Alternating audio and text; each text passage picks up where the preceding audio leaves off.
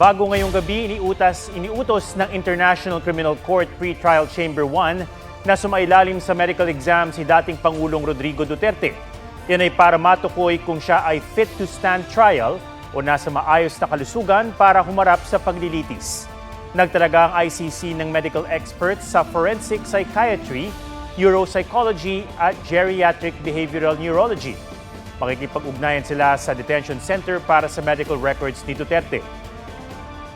Para manatiling impartial o walang kinikilingan, ang medical panel, bawal silang makipag-usap sa prosecution at defense.